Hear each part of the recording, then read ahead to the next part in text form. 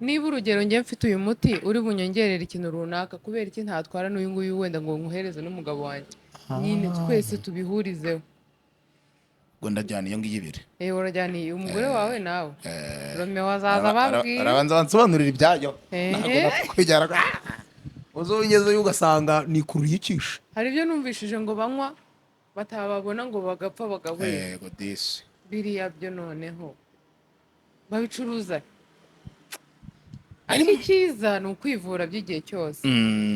hari ikintu unywa niba ari imbaraga cyangwa ari iki kikaza by'ubuzima bwose. ariko ikibazo kibaho ni iki ngiki, hari igihe uzana komunikasiyo ukazana agashya nk'ururimi rw'amahanga uri kuvuga muri mu ruganiriro umuntu ati wabikuye hehe baretse.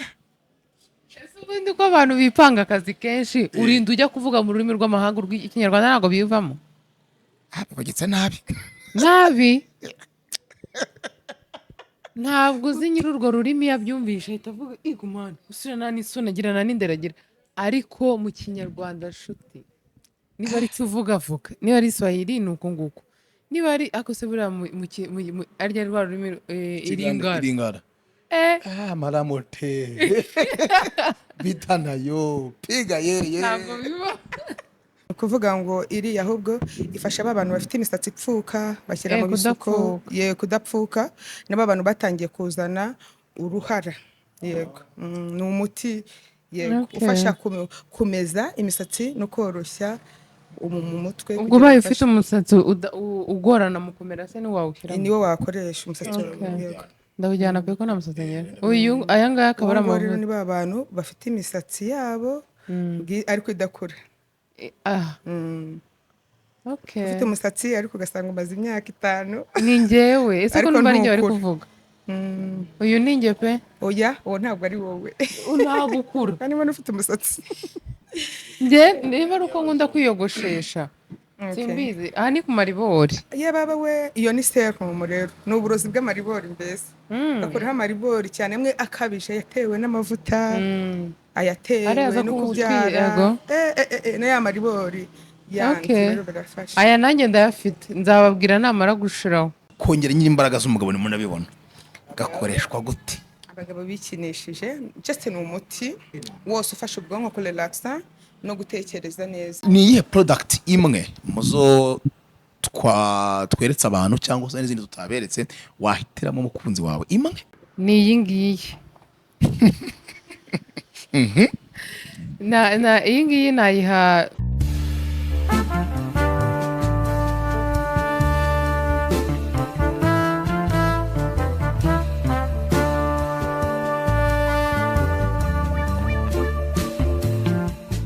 ndabasuhuje niyemwe mbaye n'ikaze nimutubana umunsi kuwundi nimwe mukunda mukanakurikira ibiganiro bya Ketchup TV show 5/5. Nge nitwa Romeo Janvier ndi kumwe na Ketchup mu iduka. Ketchup meze neza? meze neza ndashima Imana. wowe meze ute? nanjye nakomeye cyane. Imana yashimwe ukira amahoro. wabaye iki ku maso?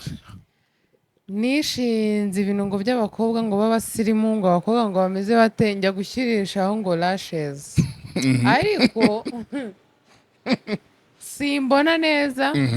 ntabwo ari ikibazo kiba zishyizeho ikibazo cyanjye ngewe utazi ibyo ndetse uri gusinzira se ntibikore mu jisho? noneho nararyamye umunsi wa mbere mpindukiye mbaye gukora ku misego ndavuga se ni imibu yangiyeho byagenze gute. ntabwo nabyibukaga neza noneho ngize cyane numva ndababaye. gusa ikintu nabikundiye byatumye ngabanya ikintu cyo kubyiringira amaso. umuntu wazinkoreye ni inshuti yanjye rwose nari nagiye guteza imbere umukobwa w'inshuti yanjye twiganye kuva mu wa 3 primaire. uri kumva urwo rukundo nkajya gukoresha make-up kubera kumukunda kandi atari ibintu nyine byanjye tu mujye mushyigikira inshuti zanyu we. yego okay. uri kubasha koga mu maso? ubu ndi koga icyagurya nagurya ubaha gutya n'umwana hano ni ugukoramo ugira gutya ni uguteramo cya dedo ubu ni ugukoramo gutya twakoraga tukiga muri segonderi. warabyukaga tide yagufashe ugahita ukora mu mazi n'utoki tubiri kubera habaga hanakonje ugahita unagamo hano ukamanura no ku minwa gutya ugahita wambaye inifomu. ahase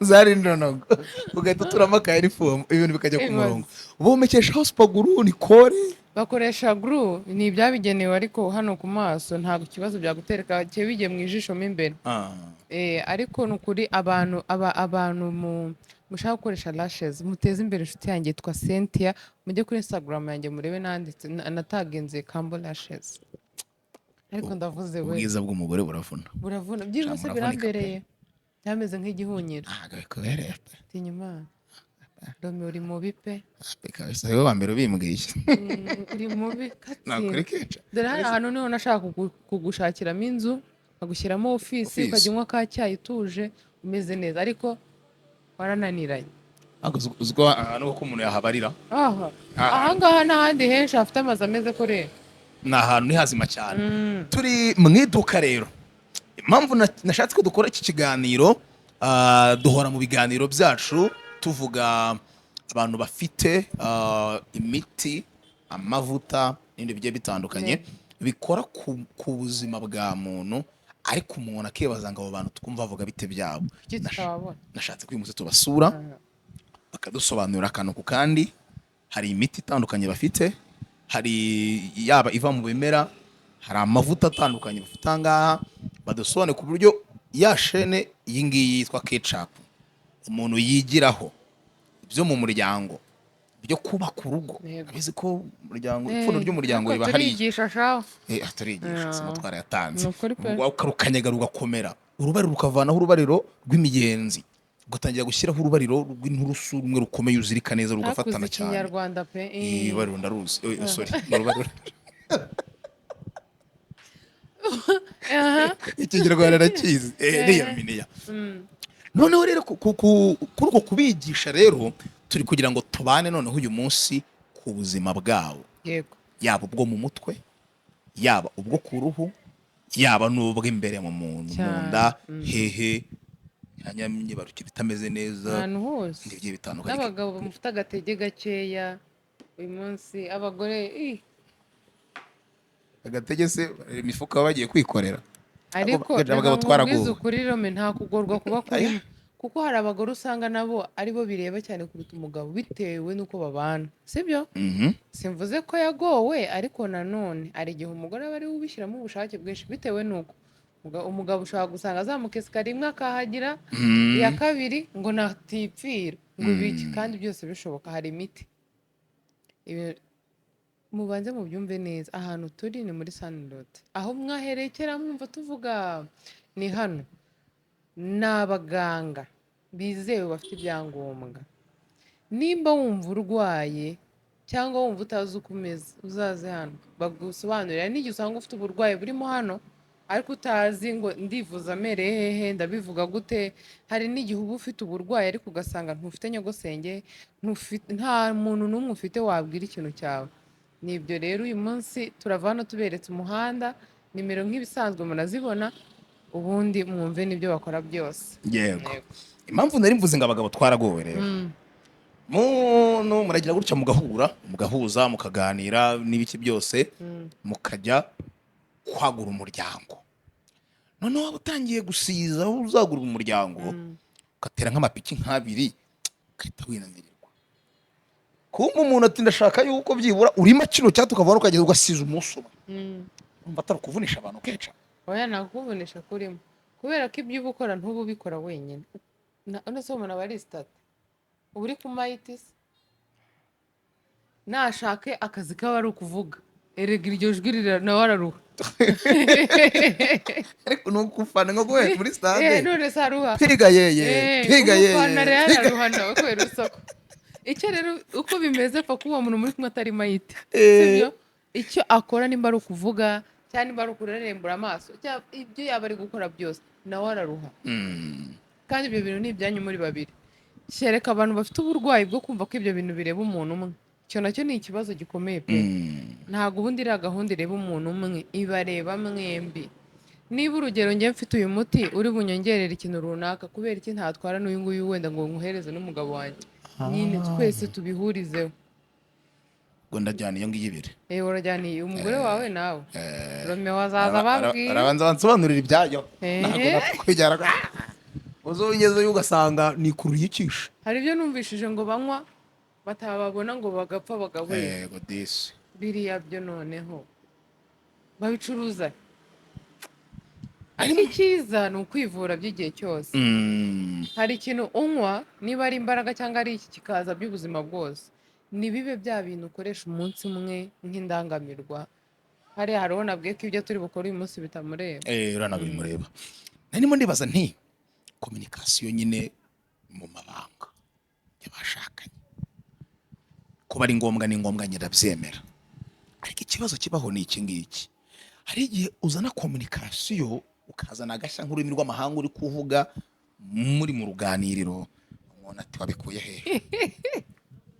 Baretse ubundi ko abantu bipanga akazi kenshi urinda ujya kuvuga mu rurimi rw'amahanga rw'ikinyarwanda ntabwo bivamo. bagitse nabi nabi ntabwo uzi nyiri urwo rurimi yabyumvisha ahita avuga igumana usura n'isoni agira n'inderagira.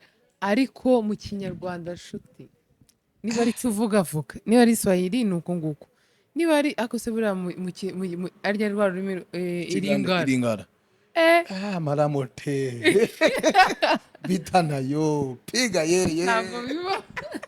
mbabarira ntabwo twaje mu kiganiro rusange. Umushuti wanjye ufite bijuteri w'umukongomani natwemerera njye nawe twarakoranye sibyo nyihembwa 12 mbata 15 ibihumbi ku kwezi. Yego oya mwana ni ukuri kw'Imana twarakoranye. wakoze akazi ucuruza muri bijuteri uhembwa 15,000 mu kwezi. wabagaho icyo gihe? Nabaga mu nzu nakodeshaga. aya mwana yego wabaga mu nzu wakodeshaga bamemba 15 ku kwezi. kuva mu rugo ujya ku kazi wagendaga n'iki? n'amaguru. ntago hari kure. gusa usibye ko mu mpano mfite kugenda n'amaguru birimo ahantu harehare twagenda pe ntago kugenda bimvuna, ariko uwo mutipe nanyemerera tuzajya kumusura tubwire ukuntu bavuga mu iringa bararisi. Yego hano turi kumwe n'umubyeyi araza kudufasha kudusobanurira bimwe mu miti iri muri Sunlot, ariko by'umwihariko cyane kuri za ndwara zazahaje abantu, kuri ya madefo ari ku bantu atuma bataba abantu bahamye, kuri cya kintu kigutera ipfunwe wowe ufite ipfunwe ku kintu ukagorwa no kumenya ko hari uburyo ki wakoramo kugira ngo ryapfunwe rishire burundu. Byinshi muri byo biri mwaho ngaho. Kumwe n'uwo mubyeyi rero tugiye kuganira, we ari inyuma ya kamera nyine. Ketchup niwe cyamamare nyine, ntabwo turi byamere byaratoni ibintu by'amakamera. Mubyeyi uraho neza? Muraho neza. Urakomeye cyane. Yego ndakomeye. Twaje muri Sunlot iwanyu, ugira hano imbere nta kibazo guriya. Twaje muri Sunlot iwanyu. Ketchup tubwiye ko hano mufasha abantu kubavura, ariko cyane cyane mukoresheje ibimera. Imiti cyangwa se yego imiti ikozwe mu bimera 100% itandukanira he n'indi ica mu nganda irimo n'ibintu byinshi bitandukanye? Nta hantu bitandukanira, byose biruzuzanya. Kuki mudushishikariza gukoresha imiti yo mu bimera 100%? Nuko yubaye utararwara cyangwa ngo urembe, ibimera bishobora gufasha abantu bafite nk'ikibazo cyo kwibagirwa bidakwiye kuko byakabije wajya kwa muganga, ariko bishobora kukunganira. Byakurinda mbere yo kurwara, ukirinda urware, noneho wamara no kurwara ukabyifashisha ukivura. Kimwe mu bibazo njya mbona ngiye nko muri commentaire kuri Instagram, tuba ufite ikibazo cyo kanyabugabo ati hamagariye nimero. Kubera iki abantu b'ibimera bakunda kwibanda ku kanyabugabo? Ntago ndi kuvuga kuri wowe, kuko hano harimo ibintu byinshi uri buze kuza kudusobanurira. Ni ukuvuga ngo hari igihe abantu baba barikinishije noneho bikangiza ubwonko. Ni ukuvuga rero ingaruka zo kwikinisha, ingaruka zo kuba mu stress y'akazi zishobora gutera icyo kibazo. Ariyo mpamvu hariho ibimera nka za menthe, nka za lavande, ndetse iriya nka lavande, hari nka za lavande nk'iki kimera gifasha abantu kuruhuka mu oya ni cyangwa ingano oya ni lavande. Noneho nk'ababyeyi babyaye bakabura amashereka, hari ibimera byinshi cyane tugira tukabafasha, ariko cyane cyane ingaruka zo kwikinisha nizo zitera ibyo byose, n'ingaruka z'amastress. Niyo mpamvu rero twifashishije ibimera, ushobora kukinywa nk'icyayi, ashobora gukoresha bya bimera, mbese nka rutine ya buri munsi. hano hari imiti myinshi hari n'ibyayi bihari. Uraza kuza kudufasha udusobanurire umuti umwe umwe ku buryo umuntu waba ukeneye serivisi cyangwa se ufite ikibazo yahamagara aciye kuri iyi mirongo turibuze kuza gutanga, andayani mukamufasha kuba ubuzima bwajya ku murongo. duhereye kuri uyu mfite, duhereye kuri uwo muti. Uriya ntabwo ari umuti, ni amavuta afasha abantu bitukuje. Urabona hari igihe abantu bitukuza bagasigaza uruhu rwabo rukangirika, kubera cyane ko uruhu rwo mu maso burya n'uruhu rwo ku mubiri ntabwo biba bihura. None ugasanga umuntu arakeye mu maso ariko amaguru ye asa nk'amabara. Kariya kafasha abantu rero bahuye n'icyo kibazo kurepara uruhu rwabo rukaba rwabasha gusa, mbese mu maso no ku maguru bagasa, bigasa yatukura cyangwa bigasa yongera asa nkanjye. ntabwo tugira ibintu bitukuza, tugira ibintu bikesha. Cyane cyane ko mu ngaruka zo gutukura habamo n'abantu bagira uruhu runaniwe, narwo turarurepara. Yego, babantu gutukura bigatuma uruhu rw'umuntu runanirwa, ugasanga mu maso ye hameze nk'ibintu bimeze nk'amaraso, ibintu nk'ibyo ngibyo. Yego, aha ni umusatsi. Iyo ngiyo ni hair treatment, ntabwo ari umusatsi gusa. Umusatsi n'uriya ni kiriya kiri hejuru. Yego, icyo bikurikiranye ni ukuvuga ngo iriya ahubwo ifasha abantu bafite imisatsi ipfuka, bashyira mu bisuko, kudapfuka, n'abo abantu batangiye kuzana uruhara. Yego, ni umuti ufasha kumeza imisatsi no koroshya mu mutwe. Ubwo ubaye ufite umusatsi ugorana mu kumera se niwawushyiramo, niwo wakoresha umusatsi wawe. ndawujyana kuko nta musatsi ngira. Aya ngaya akaba ari amavuta. Rero ni ba bantu bafite imisatsi yabo ariko idakura. Ufite umusatsi ariko ugasanga umaze imyaka 5. Ni njyewe, ese ko numva ari njye bari kuvuga. Uyu ni njye pe. Oya, uwo ntabwo ari wowe. Ntabwo ukura kandi mbona ufite umusatsi. Niba ari uko nkunda kwiyogoshesha simbizi. Aha ni ku maribori. Baba we, iyo ni serum rero, ni uburozi bw'amaribori mbese. Bakuraho amaribori cyane amwe akabije yatewe n'amavuta, ayatewe no kubyara, n'aya maribori yanze birafasha. Aya nanjye ndayafite, nzababwira namara gushiraho, nzabereka mbere na nyuma. Ariko utabeshya ntabwo arashiraho. Ahubwo nararwaye nibagirwa kwisiga. Wararwaye wibagirwa kwisiga. Bwarayaze. Kandi mbona nawe ifite ari yarashize. Oya kunda. Meze ngo. Aka ngaka rero ni ba bantu bafite nk'amaguru yabyimbye, babara mu ngingo, ni agakreme ka massage. Ubu ku bantu bakuze akenshi bikunze kubaho. Yego, kavura rubaga impande. Na bya bintu byo kwipfundika by'imitsi. Yego, ashobora kubafasha. Aka ni amenyo. Babantu bafite nyine bajya kuvura, baba bafite mu kanwa h'umuhondo, amenyo y'umuhondo, guseka bikabatera isoni. Yego, ariko ni umuti, ntabwo ari korogate. Ni umuti w'amenyo. Uyikoresha wenda usijunditse? Ni powder wapfunduye se. Mfundura nta kibazo. Icyo kiri mu bibazo abantu benshi bafite. Ndayibona. Reka mbabwize ukora imiti ya hano irakora pe, nuko ntababwira iyo nkoresha ngo mwumve uburyo ikora mu buryo bwo kwigirira ibanga. Yego, mfundura nta kibazo. Nta kibazo. Tekera mu kanwa, ubwo ni impfa. Ndayagaposho. Ni umuti pe, umuhumura. Uyu turaguha nzovu ngo mu ngamba afite muri uyu mwaka. Ntabwo kwiborosa birimo. Oya, yaguze uburoso na korogate, none azajya yiborosa. ariko ingamba ziragwira. narasetse ko abantu baratsetse ngo gahunda mfite uyu mwaka yame noneho umwaka ushize ntiborosha uyu nguyu ngiye kuzajya niborosa naguze uburoso na korogate ngiye kuzajya nanoga byibura niba ari ngo rimwe mu cyumweru niba ari kabiri ngo gatatu aho naramwumvise. iriya rero ifasha ku menyo iriya bajyanye iyi ngiyi ngo ni libido ifasha abadamu, ni umuti mwiza cyane wongera ubushake ariko by'umwihariko ugakuramo n'ama infection. Kumwe abadamu ashobora kugira ubushake ariko igihe nyine akagendereza akababara cyangwa se yaba atanababaye hakaza ibintu k'ukuntu ntabwo navuga bifite impumuro mbi mbese muri makeya. Uriya muti rero byose ubikoreraho icyarimwe, ni combination.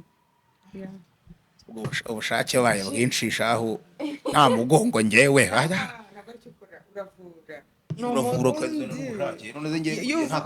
iyo uvuye umuntu ibi bintu cyambere uvura ubwonko, ubwonko bw'umuntu bukora neza, ibindi byose bigenda neza. aha twagiye sasa akaranga gafasha mu mutwe naka Romeo ako nakanje murakama ngene nkajyanye kongera imbaraga z'umugabo ni munabibona gakoreshwa gute?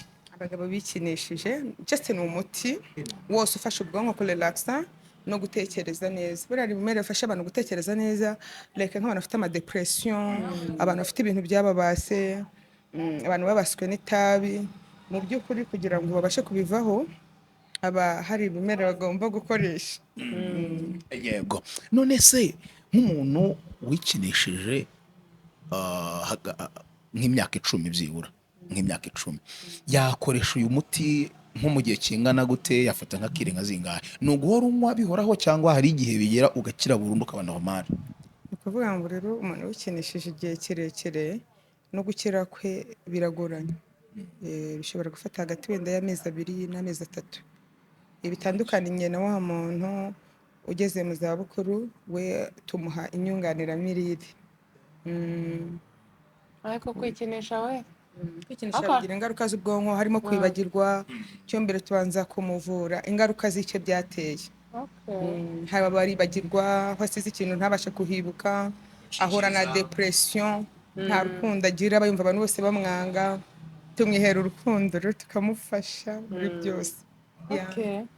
twagiye sasa Kigere ko bakanyera urukundo ra twamukaremuye Ariko ako ngako hari umuntu wagahaye karamukoreye niwe mbibaza. aka ngaka rero karakoze aka kantu nyatari Gafasha aka kantu ni kakandi twasomye bashyira mu mata nsome biswahire nagusobanurira narakisha shaho barambwiye ngo ndamutse ngeze muri Kongo cyangwa muri Kenya ngo banyirenza ngo nishuri imirwa abandi. oya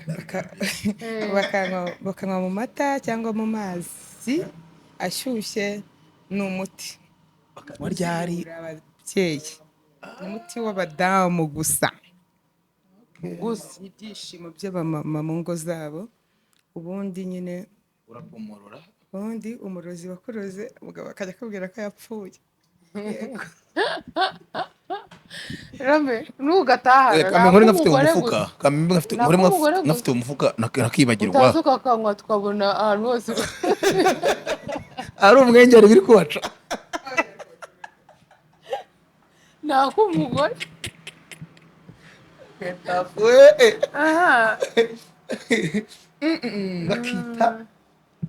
bakita Ali Hasana ari mwanamuke furaha ya mwanamke. Ubwo ni furaha w'umugore. sawa furawe Ibyishimo furaha n'ibyishimo by'umugore. Uyu nguyu bo by'umwihariko rero ni umuti mwiza cyane ku bantu bafite ifumbi, bafite ama infection urinaire, by'umwihariko babandi baba bara mu kiziba cy'inda, babandi bajya mu bihe byabo bigahindagurika, babandi bicara bakumva nabo ubwabo bari kwihumurira nabi cyangwa ukagira isoni zo kujya mu bantu. Byonyine uriya muti wo uri garantike ko imyaka ko yaba ari n'umubyeyi mukuru w'imyaka myinshi n'urubyiruko barawukoresha, ariko ntabwo bawunywa bawukoresha mu bariyuka ariyuka kwiyuka byose ni kimwe ariko urawuzi uwo nawe warakoze uyu nguyu ndawuzi uriya wajya ndangira abakiriya bajya bamuha feedback benshi cyane n'abadiyasipora uriya muti urakora cyane pe iminsi 3 yonyine biba byahagaze 3 yonyine ugahita ubuparitse nawe uba wakize turavura abantu bagakira noneho iyo ukize niyo ntego yacu twabonye umunyu w'umuhondo njyewe ni ubwa mbere shamana yanjye usuze ko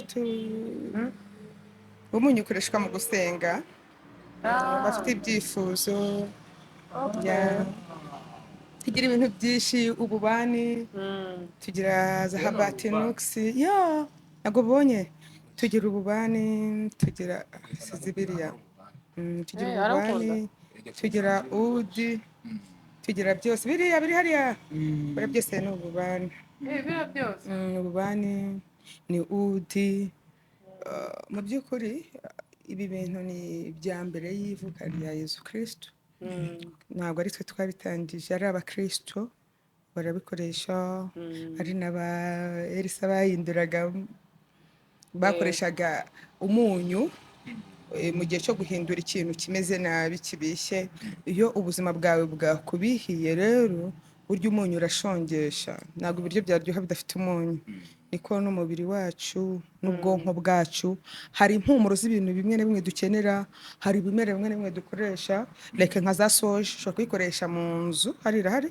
mu gucana kugira yirukane imyuka mibi kurinde stress kurinde kwiheba impumuro za rumari nuko nguko ushobora kuzicanira umuntu wasaze nka levante bashanira umuntu wasaze uyu musazi wirukanka impumuro y'igakaruma ubwonko ari mpamvu mu bihugu byateye imbere bakoresha amaparfum akaba ari parfum y'umuntu wapfushije akaba ari parfum y'urukundo akaba hari parfum yo mu cyumba hakaba hari yo muri salo niko no mu bimera bigenda rero by'umwihariko kiriya cyo n'icyo gikora dusobanure neza igihumbi na rimwe ku ijana uri umuhanga cyane aya ngaya yo uyu ni umuti n'umuti w'igi uwo ni umuti rero ukozwe mu bimera bifasha ba bantu bagize ikibazo cy'ubwonko by'umwihariko abona ubwonko nk'abantu bafite stroke ishobora kuvuga ngo ntabwo izakira ariko ku muntu udafite depression yiyongeraho ukamuha collagen ukabasha kumuha ibimera bizima bishobora kumufasha kumwongerera igihe cyo kubaho bityo noneho bikarinda gukomeza gukomereka cyangwa se gukomeza gutunyangingo twe runaka dukomeza kwangirika ari hano wa muntu rero wari paralize ashobora gukira bitewe n'ukuntu nyine ugenda umuba hafi mbese ibi byose ntabwo bikoraho imiti yo kwa muganga ahubwo birayunganira n'abantu bafite abapapa bakuze batangiye kwibagirwa ababyeyi babo bakunda aho kugira ngo bajye birirwa bateba ikibazo n'ababyeyi babo wenda bageze igihe bikoreraho kakana pepa n'ibiki dushobora kubafasha bajye babatuzanira tubabitireho aho ngaho birasobanutse cyane uyu nguyu wo umubyeyi umuti ni w'ababyeyi by'umwihariko ufasha abantu bangiritse trompe abantu bangiritse kubw'ibibazo bya ubu tugeze mu isi ishaje kandi ishaje cyane aho abana b'abakobwa bashyiramo udupira bikabagiraho ingaruka abandi bagabakuramo amada bikabagiraho ingaruka abandi ugasanga barafite ikibazo cyo gukuramo inda aho ngaho ntabwo mvuze ku mubyeyi ariko n'abazikuramo babishaka yego bikabagiraho ingaruka cyangwa se bakajya muri onapo mbere y'igihe iriya muti uroza urakeninga ariyo mpamvu byose bikoze mu bimera kwanga iki kimera gifite umumaro ikibera byose ni ibintu bikoze mu bimera muzaze tuboze matrice by'umwihariko hari nk'iki kimera aho ugeze ni he iyo ngiyo ni Mariam rwose umuntu gusama byanze kiriya kimera gishyize mu mazi nuko adahari ngo cyangwa se ngo ushyire murebe kirabumbuka kikamera nka trompe yego niho bagira ngo babeshye babaze gugu ikimera cy'ibitangaza ni miracles dufasha abantu rero kandi mu by'ukuri n'ikoranabuhanga n'iterambere ritaraza ubuvuzi bwari ubw'ibimera ariko ya ketchup ageze mu mavuta twagiye nagize ngo ni yawurute hano urashonje uza wo kwitukuza oya ntabwo hano ntabwo tugira bagira ibintu byo kwitukuza nyine imwe kuraho ibintu by'umuntu witukuje igarura uruhu rw'umuntu witukuje oya hano harimo ni scrub sibyo iyo ngiyo ni isabune ya shower gel ni isabune yego ikagira amavuta yo mu maso ariko wayakoresha no ku mubiri iyo ni oil yaya ayo ngayo ni lotion yayo yo ku mubiri iyi ni ni isabune yo mu isabune maso okay ahangaha ni ba bantu bafite uruhu rwabarambiye bumva bashaka gucya badashaka gutukura hari ugucya hari no gutukura ukavuga uruhu rwanjye rurashaje cyangwa se n'abantu bitukuje bashaka kurepara uruhu rwabo nabo turabafasha tukabagira inama nari uruhu niba ntabwo rushaje urwo rwawe rurashaje cyane bira byose ubwo ibyo uko none se sabune mu maso ibi ni gusa bimwe iy'umubiri ni byinshi cyane dufite Ni amoko byinshi. yose ari abantu bafite n'abakozi iyo rero ifasha abantu bafite ibiro by'umurengero ariko akavuga ntabwo ushobora gukoresha regime buriya ziri naturere nabyo bigira ingaruka ku mubiri w'umuntu ushobora kunywa cloves ntunywe cloves ziri mu kigero runaka bitewe n'ibiro byawe ukanywa amazi arenze urugero hanyuma calcium igashyira mu mubiri wawe niyo mpamvu dufasha abantu nyine bashaka gutakaza ibinure cyane cyane ibyo kunda cyangwa se n'ibindi binure byose ese wakoresha iki bigendanye n'ingano yawe utagendeye ku cyo runaka yakoresheje ese uburebure bwawe bungana gute kuko ni urugero ntabwo umuntu yaba ari gutakaza ibinure wenda afite ibiro 100 ngo udashaka gutakaza ibinure afite ibiro 60 ngo bazakoresha product zimwe n'ababyeyi bakimara kwibaruka abana babo bamaze gukurira bafite mu nda hanini tuba tugomba kubafasha tukabagira inama yego dukoresheje slimming ariko nziza zitabagizeho ingaruka ariko arabizi mabuja subizi ndabizi n'iyi n'ubundi nayo no iyo rero niyo bita aza slim nziza cyane ikoze muri poudre z'ibimera bitandukanye harimo cloves harimo green tea harimo cinnamon bereke cinnamon irimo ariko niyo ngiyo yego aha niho hantu nabonye hari cinnamon harimo cinnamon zimwe nziza apana zimwe zo mu Buhinde nziza cyane by'umwihariko tukagira za poivre noire n'ingi za black pepper y'umukara yego yo icyo gikombe cy'umukara n'icyo cy'umukara yego hanyuma tukagira hirya gato dufite ibintu byinshi dufite ibimera byinshi cyane muri byose ntabwo iyo ngifasha ababyeyi kongera amashereka ariko nanone ikagabanya ibinure bidakuyeho ko umubyeyi wonsa bimufitiye umumaro ariko nanone bitamubyibushye ni imiti myinshi harimo n'amavuta n'amasabune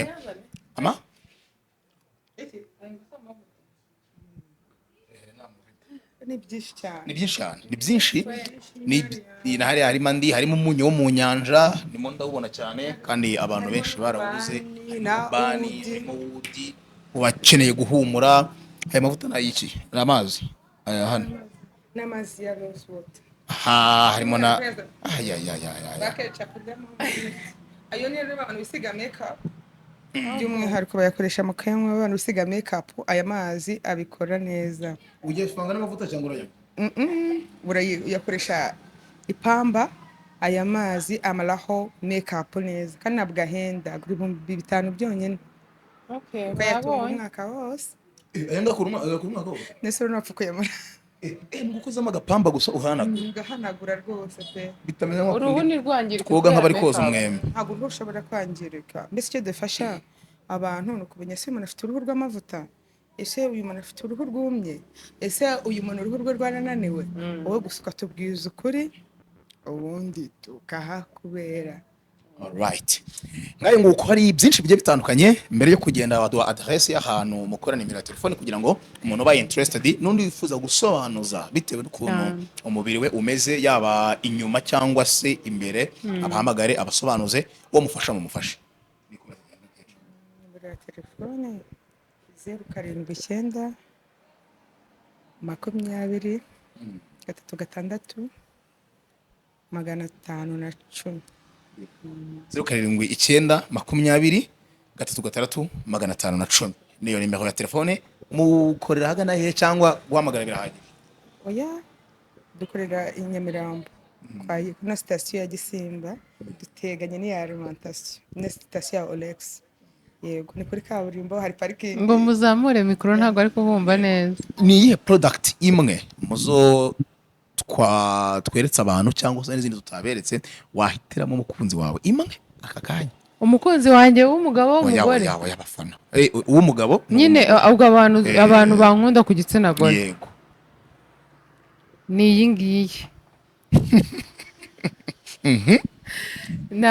Iyi ngiyi nayiha mfite uburyo ku badamu bose 100 no kuri cano yanjye. Ntabwo mvuze ko ari abagore gusa, harimo n'abagabo, ariko abenshi ni abadamu. Buri muntu wese twahura nkamuhaho hano bitewe n'uko irakora. Irakora pe. Havuyeho iyi ngiyi na yindi yo koroshya ikirenge kikareka kuba kimeze nk'umwasi. ari umukobwa ufite ikirenge. Nijye ko n'abagipostinga muri high heels ngo ngo mbega ikirenge ukabona kiragoye, biteye ubwoba cyane. rero Yego, unyemereye twasoza twagira ngo tugezeho abantu dukurikiye ibirimo hano nyine, cyane cyane ku byo imibiri yabo ikeneye n'ubutaha ntituzajya tuvuga. bijye bita biza mu mutwe, ikibari mu mutwe, bibuka ibyo babonye ahangaha. Amavuta arahari, ibyayi birahari bigiye bitandukanye, imiti y'ibimera igiye itandukanye irahari, ndetse na tekinike dirukwaje byirukana imyuka mibi mu nzu nabyo biba bihari. Tuba tugendana n'ibitongera keca. Ubundi abantu nyine ntibabitu, ariko habaho n'abeza. Buri Imana yaremye mwebwe babi iremwa na babandi beza irema, natwe turimo hagati. Rero ntabwo twigize tuvuga ku bintu byose 100% uko babikora, kuko ntabwo byari gukunda. Ikiganiro cyari buzarebwe bw'iminsi 2, cyari kuba kirekire. Hari amavuta rero bafite ashaka kugufasha, haba mu ntoki koroha, ku birenge gusa neza. Ntabwo ari aya ngaya yonyine twaberetse, hari ibintu byinshi cyane bakora. Uyu munsi rero twifuzaga kubereka n'aho bakorera, ni kuri harebana no kuri sitasiyo kwa Gisimba neza. Uri kuri sitasiyo kwa Gisimba ugahamagara, kuhagera byakoroha. Mubagane, ni abantu beza, imiti yabo irakora. Njye nababwiye ngo hariyo nkoresha nuko ntajya ngo mvuge, ariko imiti yabo irakora. Muze mubagane, mutange amafaranga, babiteho, mwikunde.